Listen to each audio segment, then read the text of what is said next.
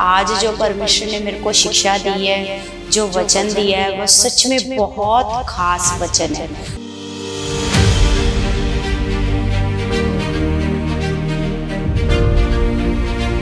आज हम जिस टॉपिक पर बात करने जा रहे हैं वो टॉपिक ये है कि मूसा ने प्रतिज्ञा किए हुए देश में जाने का सम्मान क्यों खो दिया।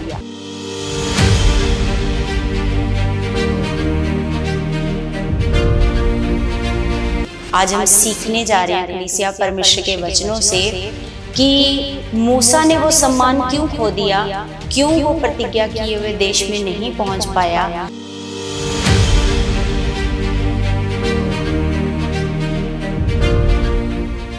Praise the Lord everyone, God bless you all. परमेश्वर आप सबको बहुत सारी बरकतें और आशीषें मसीह में दे चुके हैं, तो सर्वशक्तिमान जीवित परमेश्वर का हम धन्यवाद करते हैं प्रभु यीशु के नाम से। तो कलीसिया आज बहुत दिनों के बाद हम वीडियो बना रहे हैं और सच में आज जो परमेश्वर ने मेरे को शिक्षा दी है, जो वचन दिया है, वो सच में बहुत खास वचन है। बहुत परमेश्वर सीखने वाला वचन है जो आज खुदावंद ने मेरे को दिया है, क्योंकि सच में खुदा की ग्रेस को मैं फील कर पा रही हूँ कि सच में परमेश्वर की सामर्थ, परमेश्वर की ग्रेस मेरे जीवन में काम कर रही है और वो मेरे साथ है। परमेश्वर मेरे साथ है और वो मेरी मदद कर रहा है परमेश्वर, क्योंकि किसी कारण से हम पिछले दिनों में पूरा हफ्ता हम लोग वीडियो नहीं बना पाए, है ना। लेकिन आज खुदावंद की जो आज टीचिंग से मैं जो मेरे को ऐसे उत्साहित ऐसे हुई हूँ, मैं सच में परमेश्वर का मैं बहुत धन्यवाद करती हूँ, उसकी दया के लिए, उसके प्रेम के लिए, उसके उपकार के लिए मैं परमेश्वर का बहुत बहुत धन्यवाद करती हूँ यीशु के नाम से। तो कलीसिया आज हम जिस टॉपिक पर बात करने जा रहे हैं वो टॉपिक ये है कि मूसा ने प्रतिज्ञा किए हुए देश में जाने का सम्मान क्यों खो दिया। आज हम सीखने जा रहे हैं कलीसिया परमेश्वर के वचनों से कि मूसा ने वो सम्मान क्यों खो दिया, क्यों वो प्रतिज्ञा किए हुए देश में नहीं पहुंच पाया। आज खुदावंद के पवित्र वचनों से सीखते हैं, क्योंकि ये हुआ तो मूसा के साथ है, लेकिन आज ये हमारे लिए सीखने का भी बहुत बड़ा सबक है कि हम भी मूसा के जीवन से सीख सकते हैं। और ख़ास करके वो लोग जिनको परमेश्वर ने लोगों की अगुवाई के लिए चुना है, या फिर जो खुदा के दास और दासियां हैं जिनको परमेश्वर ने लोगों की अगुवाई के लिए चुना है, लोगों के लिए नियुक्त किया है, लोगों को सिखाने के लिए, लोगों को ऐसे परमेश्वर के साथ चलाने के लिए जिनको परमेश्वर ने नियुक्त किया है। खास करके ये उनके लिए भी सीखने का सबक है कि सच में जो मूसा से गलती हो गई वो हम लोग ना दोहराएं, है ना, और हम लोग मूसा की गलती से सीखें और परमेश्वर के साथ पूरी वफादारी से और आज्ञाकारिता से चलें। तो कलीसिया आज हम सीखते हैं परमेश्वर के वचनों से, क्योंकि हम परमेश्वर के वचनों से ऐसे सीखते हैं कि परमेश्वर का वचन बताता है कि मूसा के जैसे कोई भविष्यद्वक्ता, ऐसा कोई भविष्यद्वक्ता नहीं था जो यहोवा के बहुत करीब था, है ना। हम परमेश्वर के वचनों से पढ़ते हैं कि मूसा यहोवा के बहुत ही करीब था और मतलब एक आमने सामने वो बातें करते थे, है ना। मूसा से परमेश्वर बिल्कुल ऐसे रूबरू आमने सामने मूसा से परमेश्वर क्या करते थे, ऐसे बातें करते थे, है ना। तो सच में हम देखते हैं कि इतनी गहरी दोस्ती होने के बावजूद, है ना, तो जो मूसा से परमेश्वर ने वादा किया था, वादा किए हुए देश में वो नहीं पहुंच पाया, उसने वो सम्मान खो दिया। तो जैसे हम परमेश्वर का वचन पढ़ते हैं, सबसे पहले व्यवस्था विवरण 24 का 10 पढ़ते हैं। 34 का 10, व्यवस्था विवरण 34 का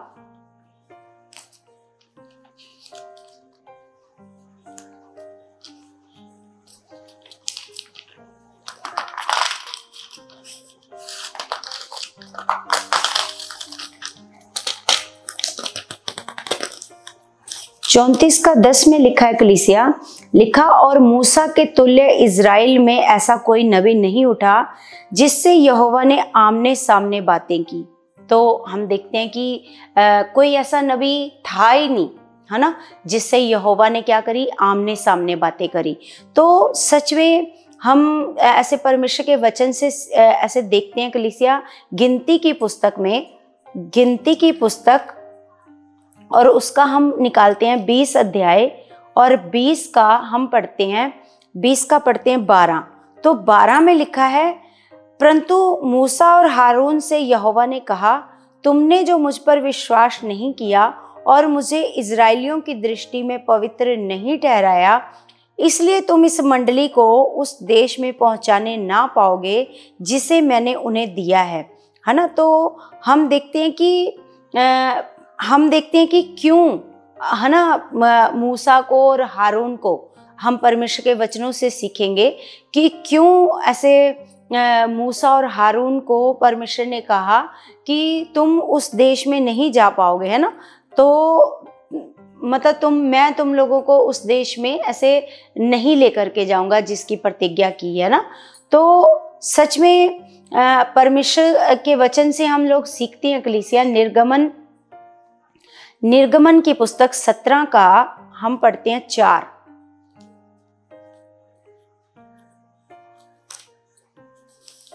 17 का 4 में हम ऐसे सीखेंगे परमेश्वर के वचन से कि जैसे हम देखते हैं कि मूसा इज़राइलियों को मिस्र की गुलामी से आज़ाद करा करके लेकर के आया। रास्ते में बहुत सारी परेशानियां आई, बहुत सारे हालात आए, लेकिन उन हालातों से परमेश्वर उनको निकाल कर लाया और उन्होंने रास्ते में आते आते परमेश्वर के बड़े बड़े कामों को देखा।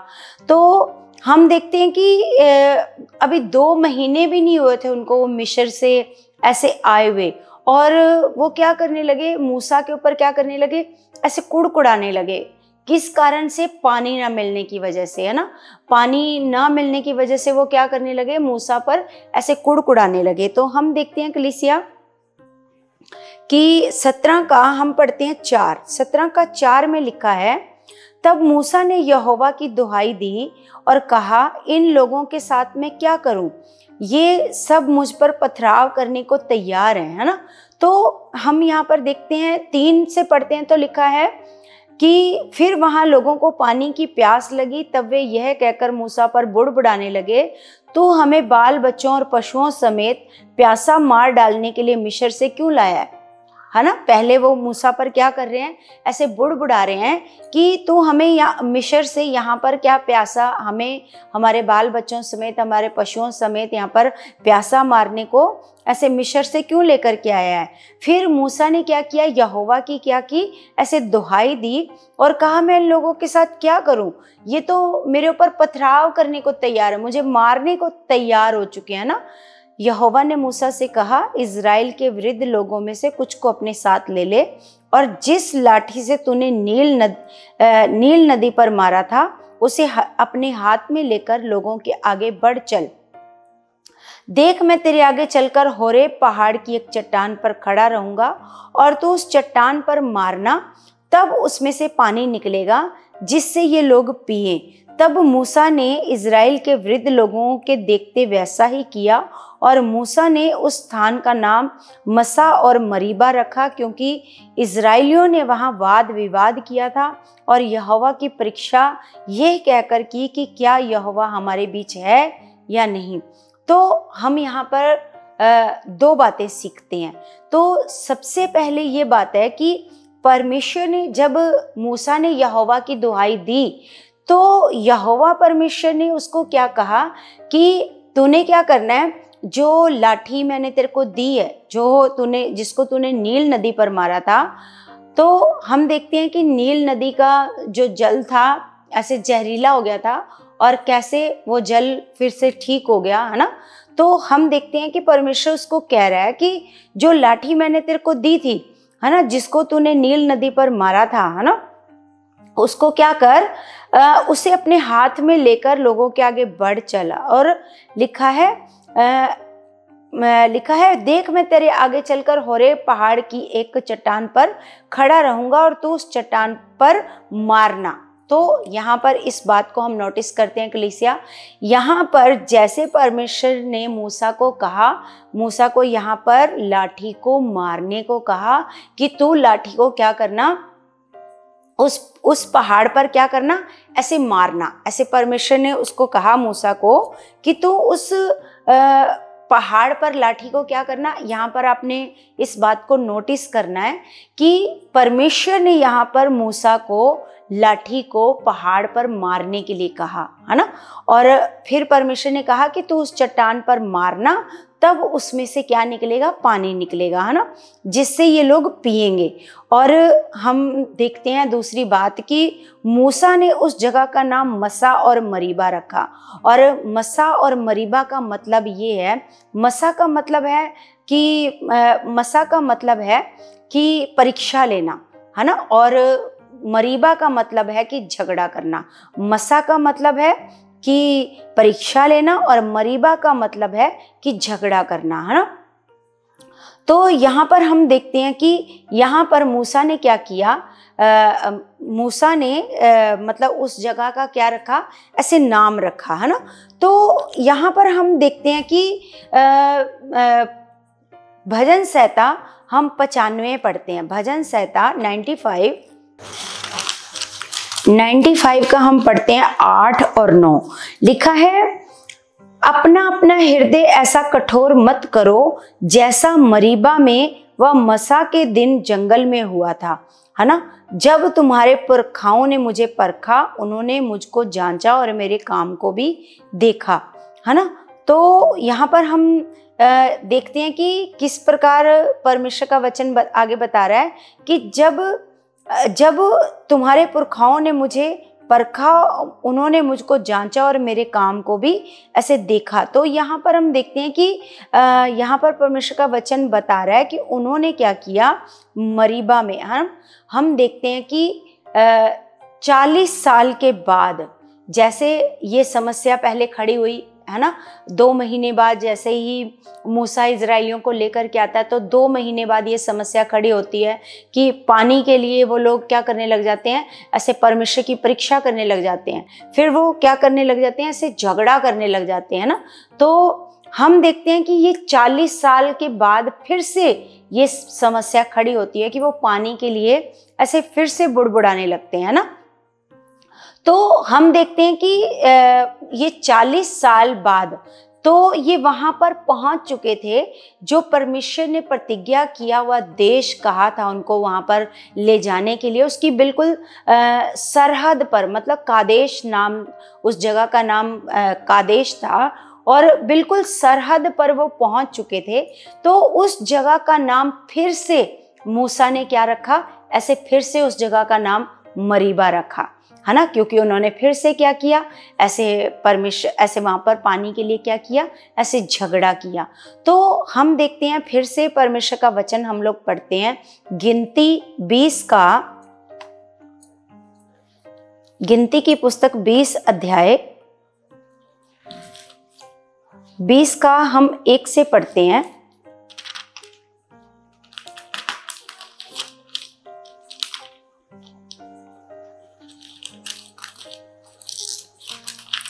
तो यहाँ पर लिखा, पहले महीने में सारी इजरायली मंडली के लोग सीने नामक जंगल में आ गए और कादेश में रहने लगे।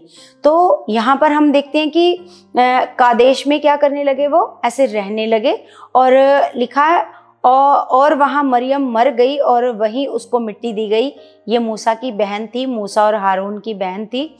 वहाँ मंडली के लोगों के लिए पानी ना मिला, इसलिए वे मूसा और हारून के विरुद्ध इकट्ठे हुए और लोग ये कहकर मूसा से झगड़ने लगे, भला होता कि हम उस समय ही मर गए होते जब हमारे भाई यहोवा के सामने मर गए, और तुम यहोवा की मंडली को इस जंगल में क्यों ले आए हो, और हम अपने पशुओं समेत यहाँ मर जाएं।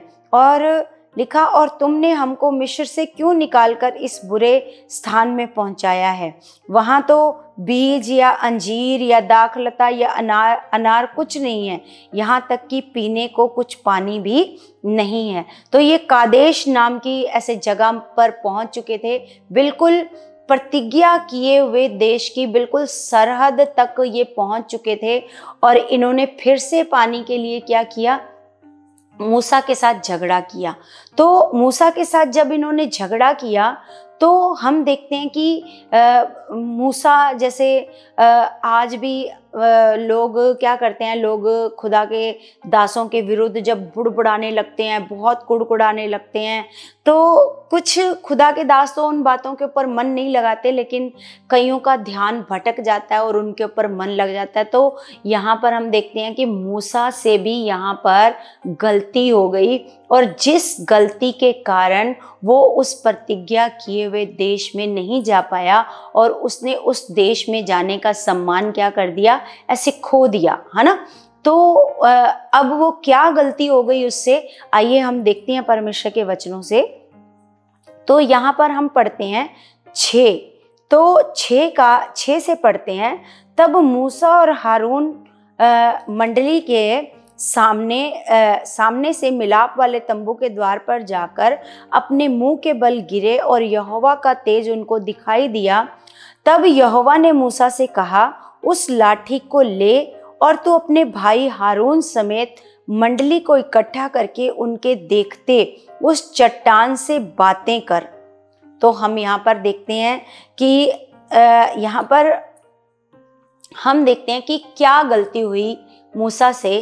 तो यहाँ पर हम पढ़ रहे हैं कलीसिया कि अब जब वो फिर से पानी के लिए ऐसे झगड़ा करने लगे तो फिर से हारून और मूसा परमेश्वर के सामने ऐसे मुंह के पल गिरे और परमेश्वर के आगे गए।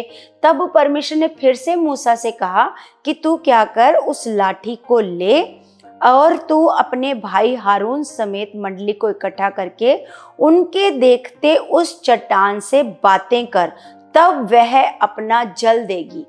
तो अब हम देखते हैं कलीसिया, यहाँ पर परमेश्वर ने मूसा को लाठी लेने के लिए तो कहा, लेकिन लाठी मारने के लिए नहीं कहा। अब यहाँ पर मूसा को परमेश्वर ने चट्टान से बातें करने के लिए कहा। अब कलीसिया, जो मैंने इसके विषय में पढ़ा, तो मैंने ये पढ़ा कि जो पहली ऐसे चट्टान, जो पहली मरीबा जहाँ पर उसने मूसा ने पहली चट्टान पर पत्थर मारा था, तो जो मैंने पढ़ा उसमें ऐसे बताया गया था कि मतलब वो जो चट्टान जो मतलब जो पहाड़ था वो ग्रेनाइट का पहाड़ था। और ग्रेनाइट का पहाड़ हम देखते हैं कि बहुत मजबूत होता है। अगर आप उसको लाठी से मारोगे तो वो टूटेगा नहीं, उसमें से पानी नहीं निकलेगा।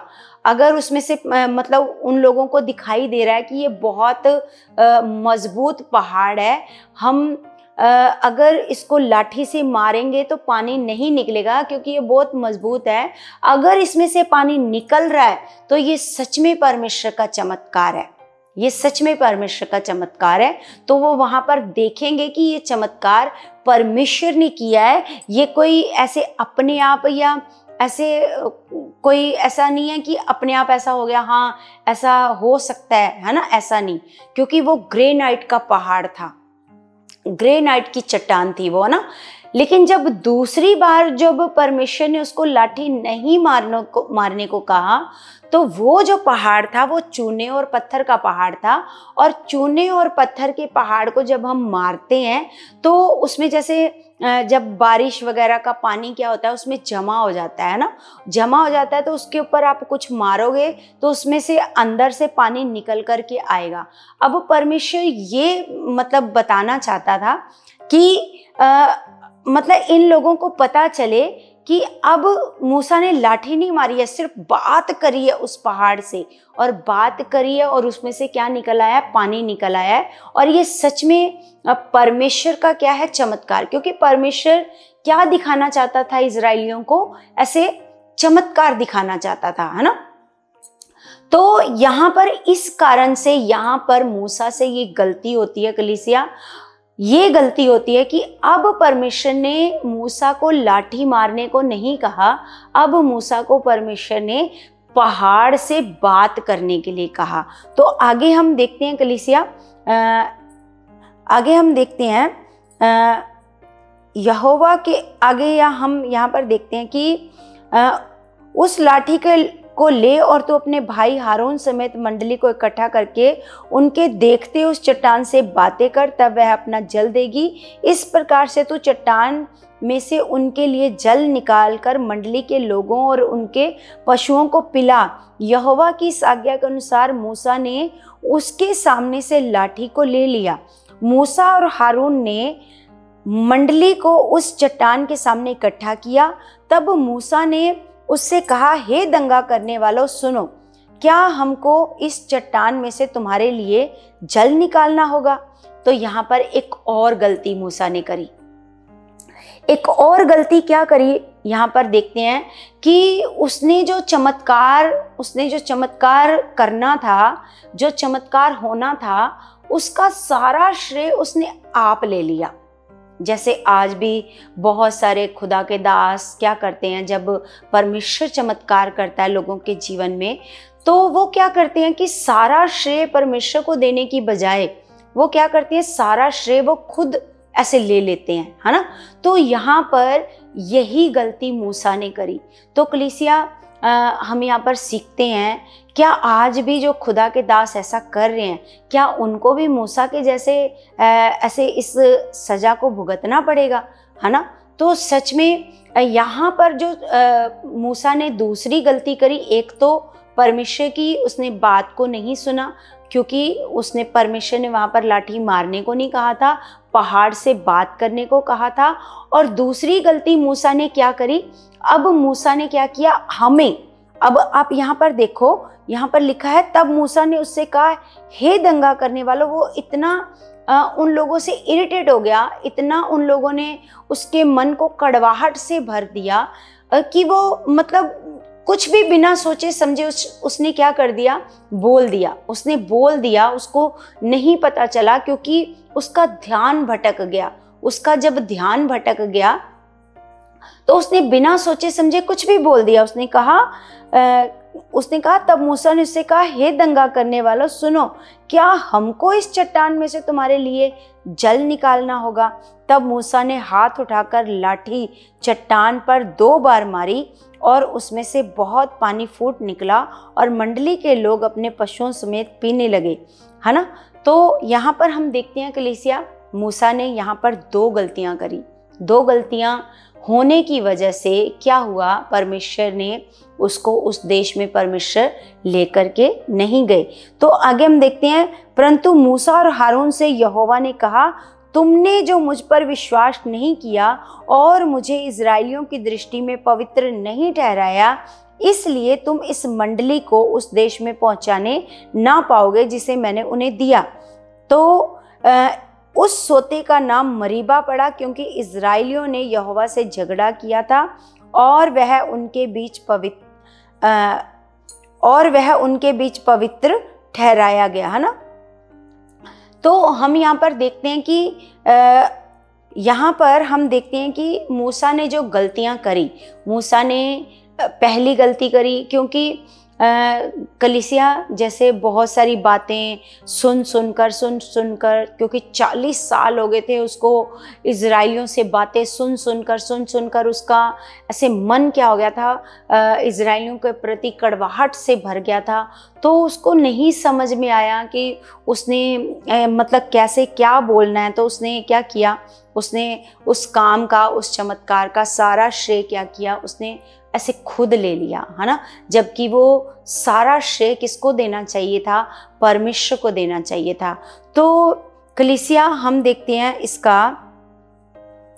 इसका हम देखते हैं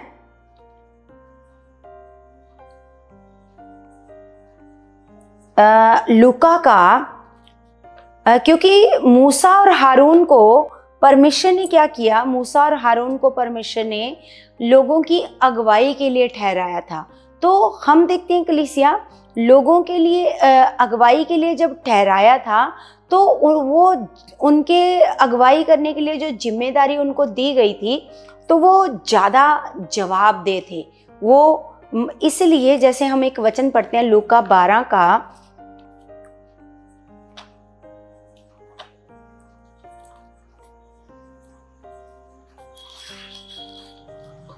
12 का हम पढ़ते हैं 48। यहां पर लिखा है कलीसिया, लिखा परंतु जो नहीं जानकर मार खाने के योग्य काम करे वह थोड़ी मार खाएगा। जो नहीं जानकर मार खाने के योग्य काम करे वह थोड़ी मार खाएगा। इसलिए जिसे बहुत दिया गया है उससे बहुत मांगा जाएगा, और जिसे बहुत सौंपा गया है उससे बहुत लिया जाएगा। तो हम देखते हैं कलीसिया, यहाँ पर हमें परमेश्वर बता रहा है कि जिसको ज़्यादा जिम्मेवारी सौंपी गई थी, जिसको जैसे आज भी बहुत सारे सेवकों को लोगों की अगुवाई करने के लिए परमेश्वर जिम्मेवारी ठहराता है, जिम्मेवारी देता है ना, तो उनको जिसको जैसे जो नहीं जानकर मार खाता है तो वो थोड़ी मार खाएगा। तो आगे लिखा है जिसको ज़्यादा ऐसे जिससे इसलिए जिसे बहुत दिया गया है उससे बहुत मांगा जाएगा, जिसे बहुत सौंपा गया है उसे बहुत लिया जाएगा। तो सच में कलीसिया, जिन जैसे अगर मूसा जैसा नबी भटक सकता है, उसका लोगों की बातें सुन सुनकर उसका मन भटक गया, अगर मूसा जैसा नबी जो परमेश्वर के इतने करीब था, अगर वो भटक सकता है तो हम और आप क्या हैं? कुछ भी नहीं है ना। तो ऐसे ही हमें भी क्या करना है, बहुत चौकस रहना कि हमारे से मूसा जैसी गलतियां ना हो जाएं, कि मूसा को अगर परमेश्वर प्रतिज्ञा किए हुए देश में नहीं लेकर के गया तो ऐसा ना हो जो बहुत से खुदा के दास दासियां जिनको परमेश्वर ने जिम्मेवारी ठहराई है लोगों की अगुवाई करने की, लोगों को सिखाने की, ऐसा ना हो वो भी प्रतिज्ञा किए हुए देश में ना जा पाए, है ना। तो इसलिए कलीसिया हमें परमेश्वर का वचन सिखाता है हमें क्या करना है, सच में परमेश्वर के वचनों पर ध्यान देना है, और जो चमत्कार परमेश्वर करता है वो उसका सारा श्रेय ऐसे परमेश्वर को देना है ना। और कभी भी अपनी बड़ाई नहीं चाहनी, अपना ऐसा नहीं कि परमेश्वर ने अगर काम किया तो उसकी सारी बड़ाई हमें मिलनी चाहिए, नहीं। वो काम करने वाला कौन है? परमेश्वर है, वो खुदा काम करता है। तो सच में सारा श्रेय किसको मिलना चाहिए? ऐसे परमेश्वर को मिलना चाहिए। तो ऐसा ना हो कलीसिया कि हमें इन मूसा के जीवन से सीख लेना चाहिए कि क्यों उसको वो सम्मान नहीं मिला, प्रतिज्ञा किए हुए देश में जाने का सम्मान नहीं मिला।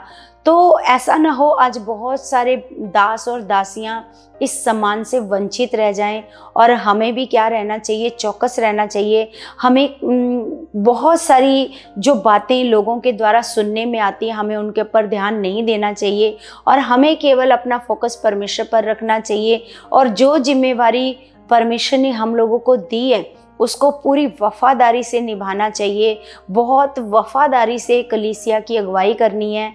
तो सच में कलीसिया ये बहुत बड़ी बात है, ये सीखने वाली बात है कि सच में हमारा परमेश्वर बड़ा महान पिता है, वो सर्वशक्तिमान है और वो सब कुछ करने की ताकत रखता है। और सच में कलीसिया आज के वचन को जब मैंने ऐसे सीखा तो सच में मैंने भी अपने मन में परमेश्वर से वादा किया कि परमेश्वर जो सेवा आपने मुझे दी है, जो जिम्मेवारी आपने मुझे दी है परमेश्वर, ये आप ही हो जो मुझे मेरे से वफादारी से ये काम ले सकते हो। वफादारी से परमेश्वर इसमें आप ही मेरी मदद कर सकते हो, आप ही सहायता कर सकते हो परमेश्वर, ताकि जो जिम्मेवारी आपने मेरे को दी है कलीसिया की अगुवाई करने की, उनको सिखाने की, तो परमेश्वर मैं इस सेवा को पूरी वफादारी से कर सकूँ। तो कलीसिया मैं परमेश्वर का धन्यवाद करती हूँ आज के इस वचन के लिए। और सच में मेरा विश्वास है कलीसिया आज का वचन आपको भी ऐसे समझ में आया होगा, क्योंकि आपको भी परमेश्वर ने सुसमाचार सुनाने की जिम्मेवारी दी है ना। तो आप उस जिम्मेवारी में कितने खरे हो, कितने वफादार हो, आप उसमें कोई गलती तो नहीं कर रहे। हमें रोज रोज परमेश्वर के सामने जाना है कि पिता आप ही हो जो हमारी अगुवाई कर सकते हो, आप ही हो पिता हमें सिखाने वाले, क्योंकि आपको भी अगर हमें परमेश्वर ने ये जिम्मेवारियां सौंपी हैं तो आप लोगों को भी परमेश्वर ने जिम्मेवारी सौंपी है। जो लोग जैसे आपको परमेश्वर ने चुना जब आप अंधकार में थे, तो परमेश्वर का वचन कहता है कि अब आप अपने लिए मत जियो, अब आप उसके लिए जियो जो आपके लिए मरा और फिर जी उठा। अब आप उसके लिए जियो, ये आपकी जिम्मेवारी है। परमेश्वर ने आपको ये जिम्मेवारी दी है कलीसिया। तो क्या आप भी, क्योंकि जितना जिसको सौंपा गया है उससे वो हिसाब मांगा जाएगा, है ना। तो सच में कलीसिया आपको भी क्या रहना है, अपनी जिम्मेवारियों के प्रति खरा रहना है, वफादार रहना है, रोज रोज परमेश्वर से वो काम मांगना है जिस काम के लिए परमेश्वर ने आपको नियुक्त किया है, आपको ठहराया है। तो सच में कलीसिया मैं विश्वास करती हूँ आज का वचन आपको बहुत सारा ब्लेस कर चुका है, आपको बुद्धि और समझ दे चुका है, आपकी अगुवाई कर चुका है आज का वचन। मेरा भरोसा है आज के वचन से आपने बहुत कुछ सीखा है, परमेश्वर आपको बहुत सारी आशीष और बरकत दे चुकी है। तो कलीसिया मैं आप सब लोगों से रिक्वेस्ट करती हूँ कि आपने इस वीडियो को ज़्यादा ज़्यादा शेयर करना है, ताकि लोगों के पास ये वीडियो जाए और लोग इस वीडियो से सीखें और लोगों को समझ में आए कि किस प्रकार जो परमेश्वर ने सेवा दी है उसको हमने कितनी जिम्मेवारी के साथ निभाना है। तो कलीसिया परमेश्वर आप सबको बहुत सारी आशीष और बरकत दे चुके हैं यीशु के पवित्र नाम से। तो हम सब अपने हाथों को उठाएंगे, प्रार्थना करेंगे। स्वर्गीय पिता, मैं आपका धन्यवाद करती हूँ परमेश्वर, आप महान खुदा हो, आप सर्वशक्तिमान पिता परमेश्वर हो, आप जिंदा खुदा हो, आप ताकत के परमेश्वर हो खुदा। आपके लिए कोई भी काम करना मुश्किल नहीं है मेरे पिता परमेश्वर जी। मैं आपका धन्यवाद करती हूँ परमेश्वर पिता, मेरे महान परमेश्वर जी। परमेश्वर पिता मैं तेरे बच्चों के लिए दुआ करती हूँ, प्रार्थना करती हूँ खुदावंद पिता परमेश्वर, तेरे एक एक बच्चे को तेरे हाथ में सौंपती हूँ पिता परमेश्वर जी।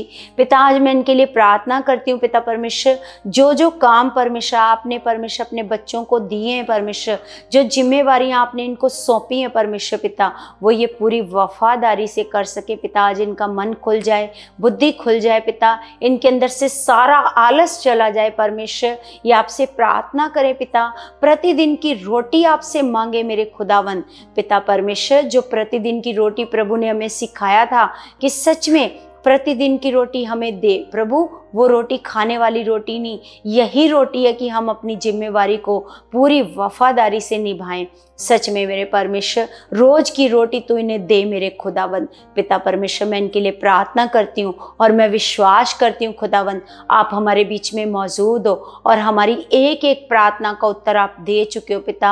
आप इनको बहुत सारी आशीषें और बरकतें दे चुके हो, इनके लिए मार्ग खोल चुके हो, इनके लिए रास्ते खोल चुके हो पिता परमेश्वर। आप इनकी चाहत को तेज कर चुके हो पिता परमेश्वर, इनके अंदर तेज चाहत आ जाए तेरे कामों को करने के लिए खुदा। मैं विश्वास करती हूँ जो मैंने प्रार्थना में मांगा है ऐसा हो चुका है यीशु मसीह के नाम से। आमीन आमीन। सबको जय मसीह की, जय मसीह की।